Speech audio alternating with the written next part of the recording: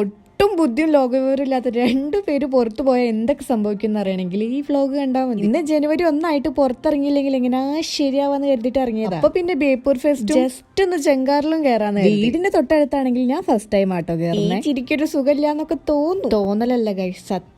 വെയിലൊക്കെ കൊണ്ട് കിറങ്ങി നിൽക്കുന്ന നിപ്പാണ്. എന്തു പറയാനാ, നമ്മളെ ഐഡിയ ആയി പോയി. ഈ ജങ്കാറ് കയറിയ അപ്പുറം ചാലി. അവിടെ പോയിട്ട് എന്താ പരിപാടി ചോദിച്ചാ ഒരു പ്ലാനും ഇല്ല. ഇനിയിപ്പോ ബേപ്പൂരിൽ തന്നെ നിക്കാന്ന് വിചാരിച്ചാലോ, അതിലും കാര്യമില്ല. അങ്ങനെ ഫസ്റ്റ് ആയിട്ട് കയറുന്നതിന്റെ ഒരു ആകാംക്ഷപൂരിതമായ നിമിഷമാണ് നിങ്ങളിപ്പോ ഈ വെള്ളപ്പരിപാടിയൊക്കെ എനിക്ക് പണ്ടേ.